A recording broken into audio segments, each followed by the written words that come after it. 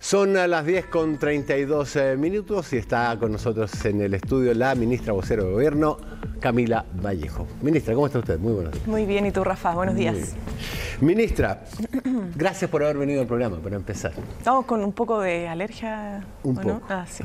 Saliendo entre una cosa entre alergia y resfrío, pero en la etapa de salida, afortunadamente. Empezando la alergia, sí. Ministra, a ver, hace poco se anunció el nuevo presupuesto. Ha habido una enorme difusión del mismo. Me ha tocado hablar con el ministro de Vivienda, me ha tocado hablar con el propio ministro Marcel, pero ¿cuál diría usted que son como los énfasis del nuevo presupuesto? Bueno, nuestro presupuesto aborda 3 seguridades que son prioritarias para la ciudadanía.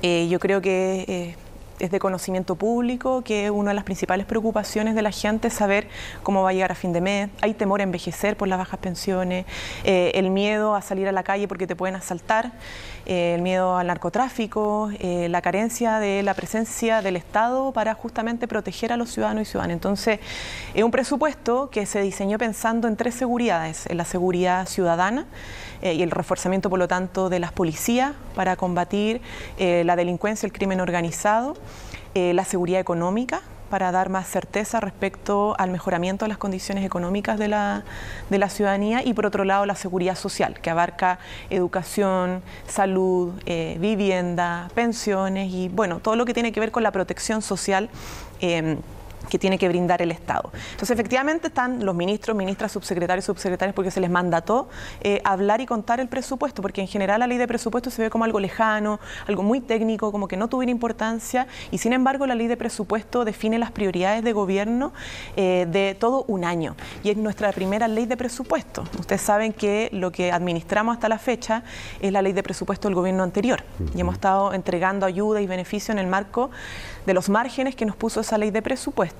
Sin embargo, hoy día pudimos incrementar harto, como propuesta al Congreso Nacional, el gasto para invertir en la sociedad, invertir a través del mundo privado, inversión pública, ¿cierto? También generar empleo. Estamos esperando 200.000 empleos para el próximo año a través, como mínimo, en lo que es la reactivación económica a través del apoyo a las inversiones, en el aumento de la cobertura de la PGU, etcétera. Entonces, es un presupuesto que tiene como prioridad central las prioridades ciudadanas en torno a dar seguridades. Primero, empecemos por uno de los temas que yo creo que es de los más importantes para los chilenos y chilenas, que además es un país que envejece, el nuestro. ¿Cuánto va a ser, o sea, cómo se va a aplicar ese aumento a la PGU y cuándo vamos a ver a ese aumento trabajando a plena potencia? Bueno, a ver, recordar que la PGU se legisló en el periodo anterior con un amplio consenso en el Congreso Nacional, y esa legislación que hoy día está vigente y que tiene alrededor de, bueno, al menos a septiembre, tengo el número acá, 1.865.000 personas que tienen la PGU, ¿ya? Pero se postula. No es automática la transferencia, entonces son personas de 65 años, sobre 65 años, que tienen que cumplir ciertos requisitos, tienen que estar en el registro social de hogares, por eso hay algunos que todavía no están porque ni siquiera tienen el registro social de hogares. Y lo que se busca con la ley de presupuesto es aumentar ese universo a más de 2 millones, casi 2.200.000 personas. Entonces es una ampliación de la cobertura, no así del monto. Claro. El monto tiene un tope hasta la fecha, que es de 190 y tantos mil pesos. Entonces, de aprobarse la ley de presupuesto, nosotros pasaríamos de esta cobertura a una cobertura mayor, siempre y cuando obviamente se vaya actualizando a través de las postulaciones en el IEPS. Eso depende mucho también de la gente. Y lo que nosotros agregaríamos después de esto de la ley de presupuesto, de aprobarse la reforma tributaria y la reforma previsional, es que aumentamos el monto. O sea, ya ahora aumentamos la cobertura, ampliamos el universo, pero luego buscamos aumentar el monto a 250.000 pesos, que es un compromiso de gobierno. La reforma tributaria, entre otras cosas, está pensada para aumentar el gasto social a través de la recaudación de impuestos de los que tienen más, ¿cierto? De justicia tributaria, pero pensando en financiar derechos fundamentales, y de los prioritarios tiene que ver con la pensión de nuestras personas mayores. Entonces, ahora aumentamos la cobertura con la ley de presupuesto, que esperamos que se apruebe, luego aumentaríamos el monto y buscaríamos consolidar ese aumento de la protección social a través de una reforma previsional que ingresaría ahora durante fines de octubre. Bien, el aumento en seguridad ciudadana, ¿cómo se distribuye? Bueno, el aumento de seguridad ciudadana es considerable. Estamos hablando de 4,5 puntos de aumento, todo lo que tiene que ver con 4 puntos del PIB. En la ley de presupuesto, que no se producía desde el 2017. Desde el 2017 teníamos un aumento cero en materia de seguridad. Entonces, estamos tratando de poner las cosas en orden, poner, como decía el presidente, la plata donde ponemos la palabra, porque todos los días hablamos de problemas de delincuencia, narcotráfico, de la inseguridad. Entonces, decidimos poner una cantidad de recursos importantes en esta materia. Estamos hablando más de aumentar las dotaciones, por ejemplo, la flota de vehículos policiales en un 100%. ¿Ya? Y eso es importante porque cuando las policías tienen que trabajar necesitan equipamiento, que no se les quede en pana, obviamente, un vehículo, ¿cierto? Si no, no pueden salir a las calles. Entonces, aquí estamos hablando de una inyección importante de recursos para aumentar la flota, para también un llamado a las postulaciones, para tener más carabineros, para que más carabineros postulen, para reforzar todo el trabajo de las instituciones también que están constituyéndose en estos consejos contra el crimen organizado, que ha sido una política también de este gobierno que no ha sido bastante efectiva, porque a veces falta coordinación de las instituciones para ser más efectivos y eficaces en la persecución del crimen organizado. Esos consejos se han estado constituyendo, la idea es que terminemos con todas las regiones con esos consejos, pero la ley de presupuesto lo que busca es inyectar más recursos también para ampliar las capacidades de todas las instituciones y las oficinas que trabajan en materia de inteligencia para perseguir el dinero, ¿cierto? Y porque a veces son pocas personas las que están con mucha voluntad y mucha disposición, pero son pocas. Entonces, para aumentar las capacidades se requiere más presupuesto, más recursos, y eso está contemplado también en la ley de presupuestos. Tenemos también un aumento importante, 400.000 millones para el plan Buen Vivir en la Araucanía. Bueno, en toda la zona que ha estado bajo conflicto. La macrozona sur. En la macrozona sur. Y esto tiene dos importantes elementos: el aumento presupuestario para la inversión en la zona, pero también la consolidación más como política de Estado del Plan Buen Vivir, que no sea solo un plan, sino que sea un programa permanente en la ley de presupuesto. Esperamos que así sea, para que trascienda un gobierno turno y permitamos ya tener una proyección en materia de superación de pobreza, desigualdades, de brechas que están presentes en la zona, en materia de educación, salud, agua potable. O sea, tenemos todavía gente que no tiene agua potable en la zona. Y bueno, todo lo que tiene que ver con seguridad, que también está considerado en el presupuesto. Entonces, no sé si más en salud mental también tenemos un aumento considerable, en ciencia y tecnología. De hecho, tenemos 19.000 millones para fortalecer la salud mental. La próxima semana es la Semana de la Salud Mental. Entonces, esta es una muy buena noticia. Esperamos que obviamente se apruebe la ley de presupuesto, pero hay un aumento considerable para la atención de todas estas enfermedades, ¿cierto?, que están relacionadas con la salud mental, donde ya, bueno, hemos dado pasos importantes porque ha sido prioridad del presidente Gabriel Boric, pero a través de los COSAM pensamos también aumentar la cobertura. Y lo mismo en ciencia y tecnología, que también tenemos un aumento histórico de 9,6% del presupuesto de ciencia. Si estamos pensando en un modelo de desarrollo distinto, más sustentable, tenemos que meter ciencia, harto de innovación, desarrollo, conocimiento científico, para que nuestro modelo de desarrollo productivo tenga mayor valor agregado y no sigamos dependiendo solo de la exportación de roca o materia prima. Permítame cambiarle de tema directamente hacia el proyecto, al proceso constitucional. A ver, ¿cómo ve el gobierno, que ya hemos estado de acuerdo en que lidera pero no interviene, digamos, este proceso en el que se arma una mesa de trabajo, se arma otra mesa de trabajo, parte de esa mesa de trabajo se pasa por acá, de hecho Rincón y Matías Walker, y se queda esta mesa trabajando y la otra como la mesa del pellejo? ¿Cuál es la mejor instancia, la mejor estructura para crear en los acuerdos estos bordes sobre los que va a trabajar la nueva Constitución?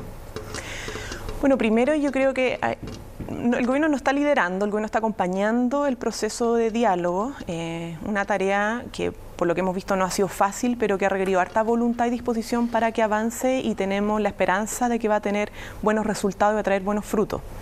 Esto en el entendido que la gran mayoría de quienes están liderando estas conversaciones en el Congreso, sea el presidente de la Cámara, el presidente del Senado, como también presidentes y presidentas de partido, desde oficialismo hasta la oposición, están por llegar a un acuerdo que nos permita abrir un nuevo camino para dotarnos de una constitución hecha en democracia y que nos representa a todos y todas.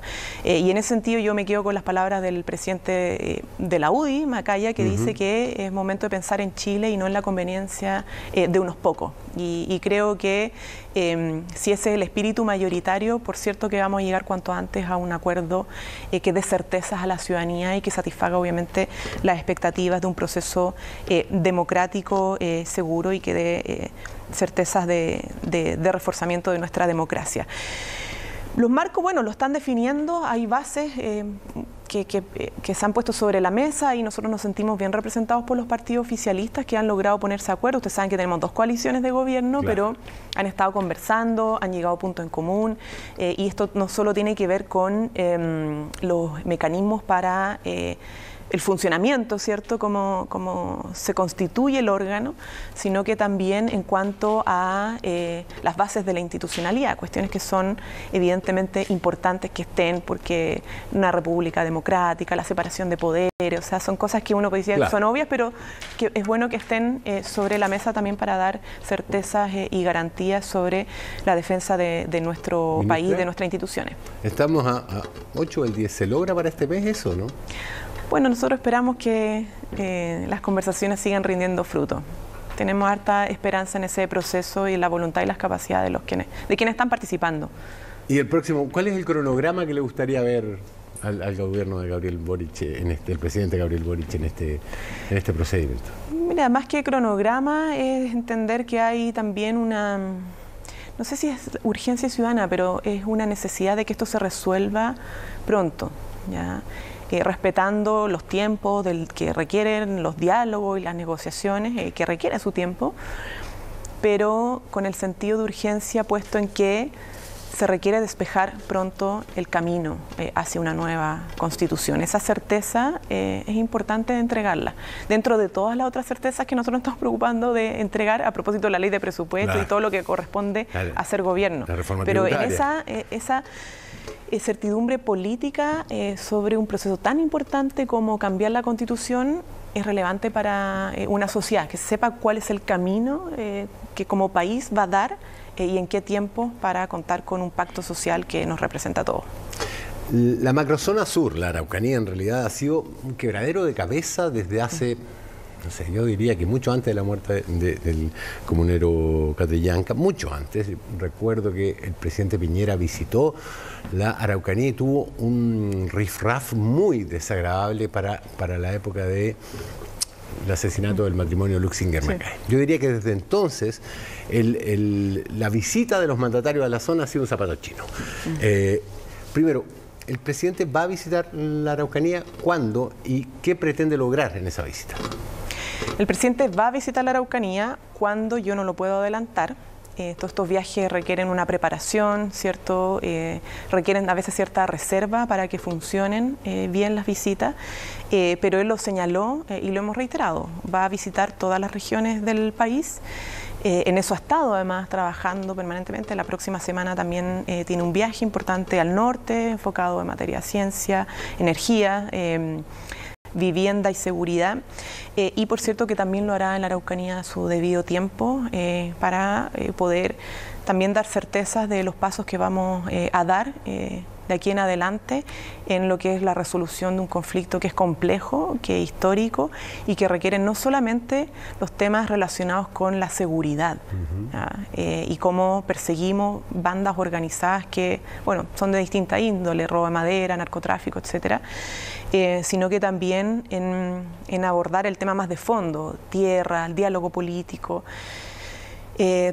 Ahora ha habido harto trabajo estos meses respecto a eso también, y hay que decirlo, si nosotros tenemos un plan Buen Vivir que está liderado, ¿cierto?, por un funcionario que ha estado obviamente generando conversaciones preparatorias y diálogos preparatorios para lo que va a ser la institucionalización de los diálogos. Pero, como te digo, eso se va a producir y no me corresponde a mí adelantar ni exactamente el contenido de esa visita ni la fecha, pero que tengan la certeza de que el presidente va a visitar todas las regiones, incluida la Araucanía. Ya, porque la declaración de que había sido más fácil negociar con el presidente Piñera que con este gobierno es al menos preocupante. Es preocupante, pero nosotros de todas formas hemos visto harta disposición de diálogo de muchas comunidades que a lo mejor no tienen pantalla, no tienen tanta cobertura mediática, porque tienen una disposición distinta a abordar el conflicto histórico. Y eso nosotros lo valoramos y también lo cuidamos, ¿no? Porque esto requiere confianza, harta confianza para que funcione y tenga éxito el proceso de conversación y diálogo de todos. Además son gente que tiene la voluntad y disposición a resolver esto de manera pacífica, ¿no? Y encontrar soluciones que nos permitan tener una sana convivencia respetando las distintas culturas, las distintas cosmovisiones, las distintas aspiraciones en el marco de una sociedad democrática. Muy bien. Proyecto de las 40 horas.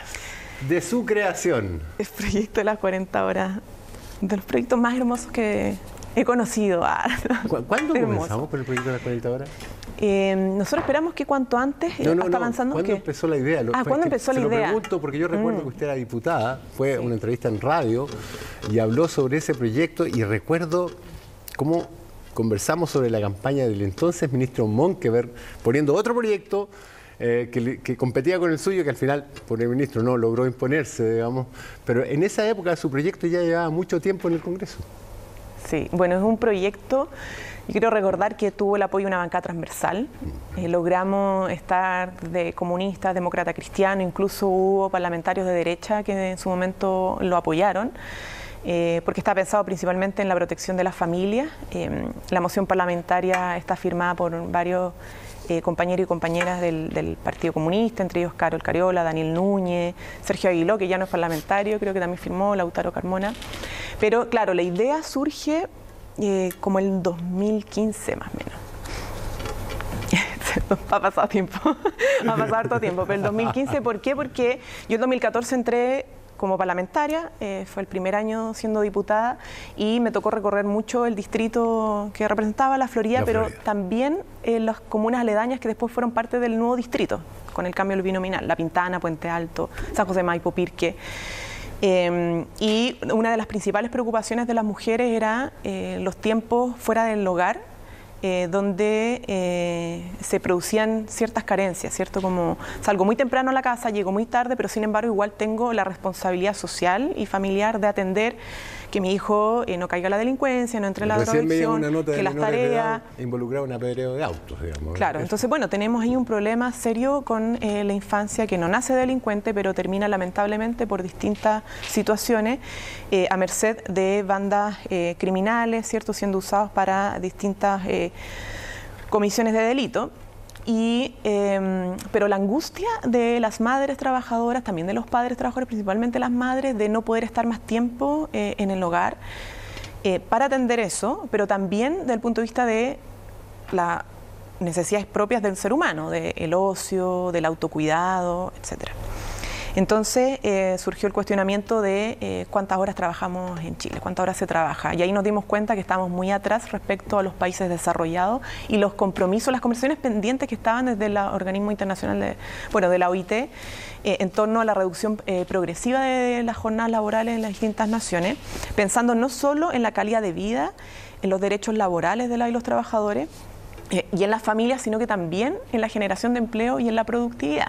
O sea, la discusión de la reducción de la jornada laboral tiene que ver con el resguardo del tiempo libre y del desarrollo íntegro de las familias y las comunidades, pero también cómo nosotros hacemos sistemas más eficientes y más productivos, y eso pasa por un mejor ordenamiento del trabajo, ¿no? Que no es responsabilidad exclusiva de las y los trabajadores, sino que muchas veces también de quienes lideran las empresas y las hacen más productivas conforme a ordenan de mejor manera las horas de trabajo. Gestión del recurso humano. Gestión, exactamente, gracias, la gestión del recurso. Entonces, se instaló este debate, ahora se fortalece con el hecho de que somos gobierno y podemos liderar de mejor forma esta discusión. La ministra del Trabajo y Previsión Social ha hecho una labor tremenda de sentar la misma mesa a las CUT, a los distintos sindicatos, ¿cierto?, con los gremios empresariales y ponerlos a conversar, mediados también por la OIT, ¿cierto?, que también ha hecho una labor importante y han convenido, ¿cierto?, una adecuación de esta propuesta con la gradualidad que siempre ha requerido, pero también pensado en los distintos sectores productivos, porque nosotros no tenemos solo jornadas ordinarias en nuestro país, en la gran mayoría, pero también tenemos jornadas especiales, jornadas excepcionales, de acuerdo a los sectores productivos. La minería tiene un sistema de turno, bueno, la salud también tiene sistemas de turno, entonces hay que ver cómo se resguarda el principio de la reducción, pero sin afectar el funcionamiento de los distintos sectores productivos, más bien adecuar este principio a aquello. Así que eso está avanzando bien, esperamos que en octubre, bueno, octubre va a ser el mes clave para el proyecto de las 40 horas, está contenta. Así que si se aprueba este año, podríamos empezar ya el próximo con las primeras reducciones. ¿Pero está contenta? Obviamente que sí, pero estoy contenta porque bueno, han habido muchas empresas que han recibido el sello de las 40 horas, porque de manera voluntaria han iniciado este proceso desde el 2019, incluso antes, porque se dieron cuenta que era necesario. ¿Y qué dicen de la productividad de esas empresas? Es que le ha ido bien. O sea, ellos han dado el paso en conversación, porque esto siempre es con diálogo, conversando con los trabajadores y trabajadoras, y han logrado, a través del diálogo, hacer que la reducción de la jornada beneficie a todos y todas. Es decir, a las familias trabajadoras, a los trabajadores y su familia, como también la productividad y el funcionamiento de las empresas. Y aquí la mayoría más son pymes, eso es lo más interesante. No son grandes empresas en su mayoría. Bueno, hay también, pero hay muchas pymes que han demostrado en el fondo que, a diferencia de lo que piensan muchos, que se podrían ver afectadas las pymes, en este caso han sido muy beneficiadas. Entonces mejora el clima laboral, el rendimiento también de los trabajadores y trabajadoras y les ha ido bastante bien. Entonces a mí lo que más me alegra al final es demostrar que se puede y que los impactos de la reducción de la jornada van a ser positivos y vamos a tener más gente feliz. Yo sé que usted ya habló sobre este tema, la discusión del aborto no es algo que se vaya a producir, perdón, una legislación del aborto no es algo que se vaya a producir en este periodo legislativo, va a venir más adelante, probablemente el año que viene, pero el tema debe ser discutido, creo que ese es el sentido de sus palabras. Sin embargo, la discusión ha estado, como siempre, llena de mitos, de agresiones, diría yo. Sí. Fue un error poner este debate en un momento en que tiene el gobierno 10 debates más, la reforma tributaria, la de las 40 horas, la discusión sobre la nueva constitución, la Araucanía. ¿Fue prudente poner esa discusión en tabla ahora?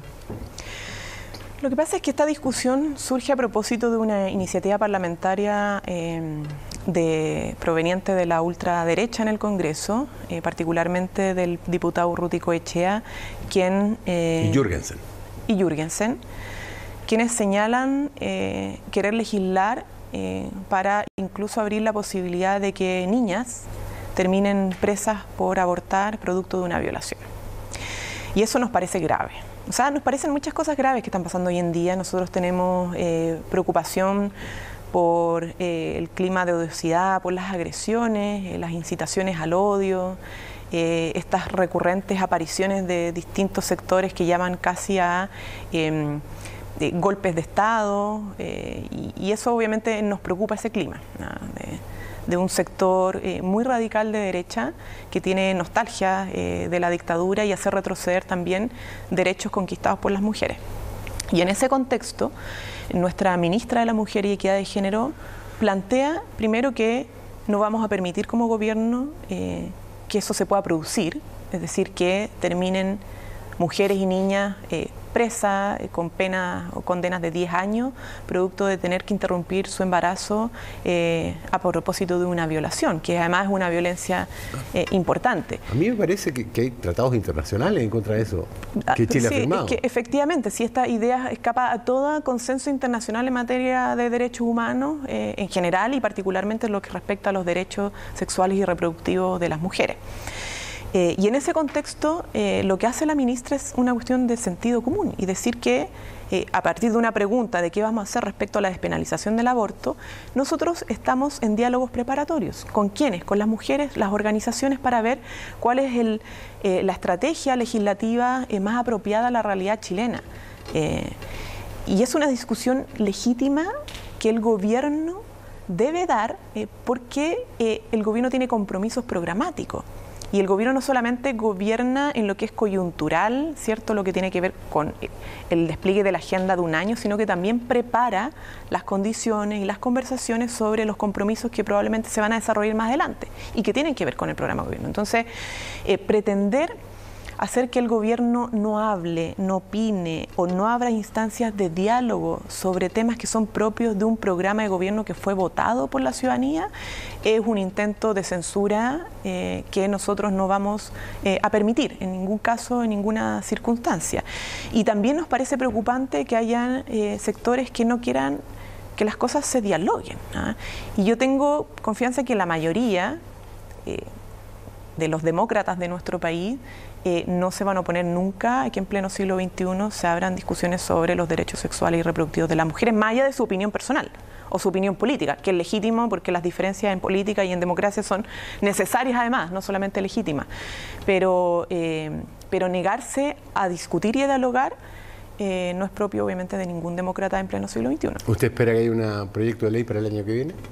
No sé si para el año que viene, pero sí lo que corresponde como gobierno es que logremos conversaciones con las agrupaciones y los sectores, ¿cierto?, que son los más protagonistas de estos tipos de discusiones, independiente de lo que se vaya a discutir después en la sede parlamentaria, en el Congreso Nacional. Lo que pasa es que los que son más protagonistas son los que tiran del pastel, los que insultan, los que crean estos proyectos de ley. ¿Usted cree que se pueda conversar con esos sectores?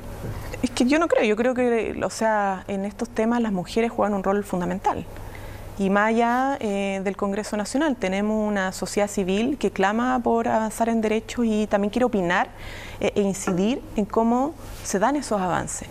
Cuáles son los marcos, ¿cierto? Cuáles son las propuestas concretamente.